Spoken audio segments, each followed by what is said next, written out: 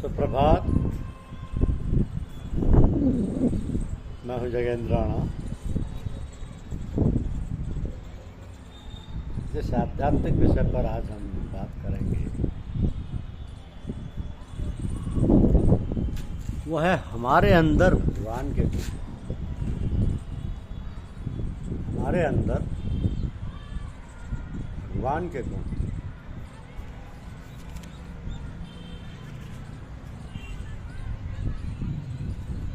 हम लोग बहुत कुछ सुनते हैं, बहुत पढ़ते हैं, तो उससे क्या मतलब?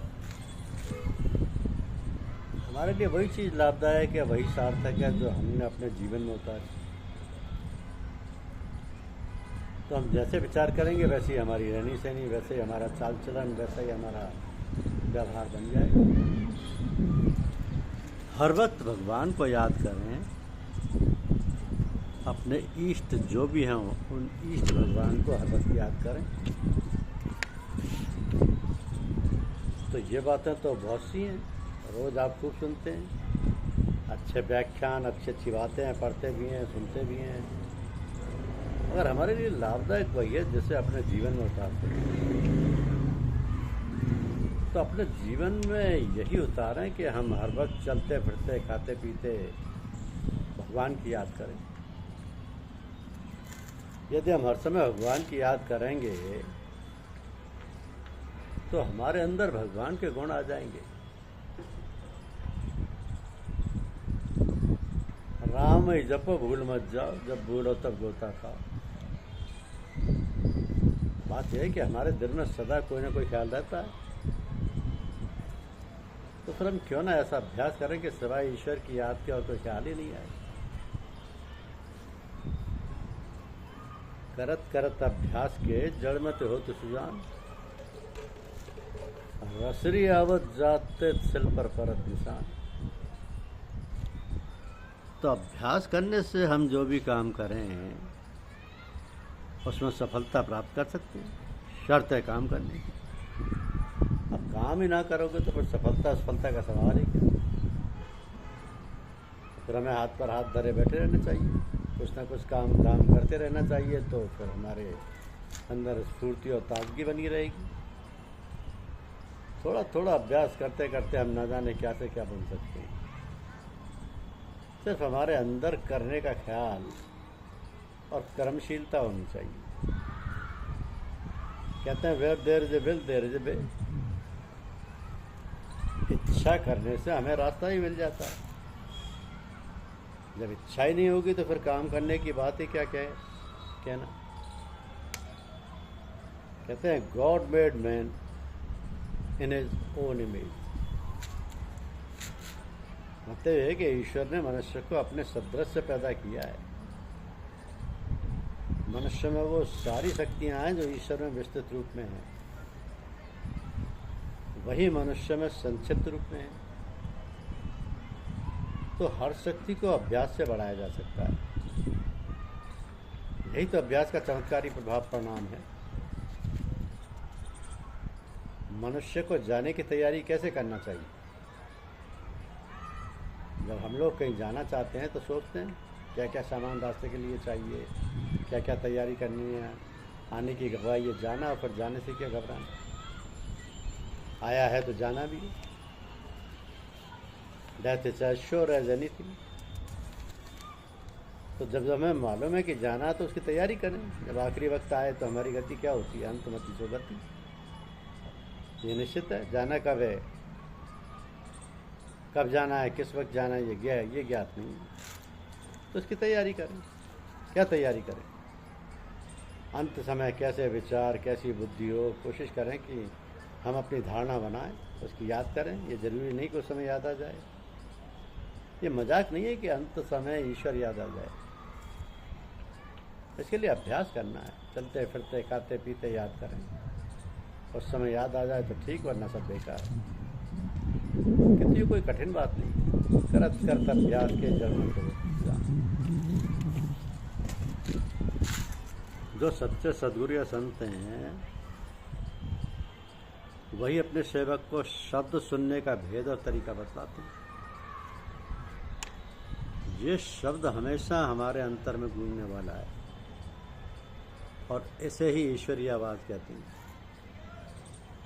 तो अंतर में शब्द कैसे सुना जाता है और उसमें कैसे समाया और लीन हुआ जाता है, ये तरीका वही गुरु लोग बता सकते हैं जो स्वयं उसे करते हैं और उसी में लीन और परमात्मा से जुड़े हुए। इसका वर्णन कबीरदास जी ने सूरत शब्द योग के नाम से किया है। ये तरीका सरल है, इसमें शक नहीं, मगर इसके पूरे जानकार और सच्चे सद्गुरु बिरले ही मिलते हैं। ये मार्ग यानी शब्द मार्ग सरल होते हुए भी बहुत कठिन है। इस मार्ग पर वही चल सकता है जिसने अपने आप को पूरी तरह से गुरु को समर्पित कर दिया है और बिल्कुल उनकी इच्छा और इशारे पर चल सकता है। तो इस मार्ग में साधक इतनी जल्दी तरक्की करता है कि कदम डगमगाने लगता है, मगर गुरु लोग उसकी संभाल और देखभाल करते हैं। जरा सी लापरवाही से साधक कहीं का कहीं जाकर गिर सकता है। इसलिए संयम और यम नियम का पालन बहुत जरूरी है। जिस साधक ने पहले से ही यम नियम आसन आदि का अभ्यास कर रखा है और शरीयत यानी धर्मशास्त्र की पूरी पाबंदी करता है, उसको कोई खटका नहीं, उसे तो गुरु लोग साथ संभाल कर निकाल ले जाते हैं। किंतु जो गुरु से दूर रहते हैं और धर्मशास्त्र के अनुसार उनका रहन सहन और व्यवहार नहीं है, उनको बहुत कठिनाई का सामना करना पड़ता है। भगवान ही दया करें और गुरु लोग अपने सामर्थ्य से उसको साधे रहें तो बेड़ा पार है। कभी कभी मानसिक तनाव होने से पूजा पाठ में विघ्न हो जाता है, विघ्न पैदा हो जाता है और मन उचाट हो जाता है। तो साधक खींचातानी करता है किंतु मन और भी अधिक उछल कूद करता है। अब ऐसी अवस्था में साधक को चाहिए कि पूजा पाठ छोड़ बैठे और किसी ऐसे कार्य में लग जाए जिससे मन पर बोझ या दबाव ना पड़े। कोई हंसी खुशी की बात करने लग जाए या ऐसी पुस्तक पढ़ने लगे जिसमें मन को हंसाने वाली, हर्षोल्लास करने वाली बात हो। तो किसी काम को करते करते एकदम छोड़कर पूजा में लग जाने से या कोई पुस्तक पढ़ते पढ़ते पढ़ना छोड़कर पूजा में लग जाने से इस कार्य संबंधी या पुस्तक के विचार और भाव हमारी पूजा में आकर बाधा डालने लगते हैं।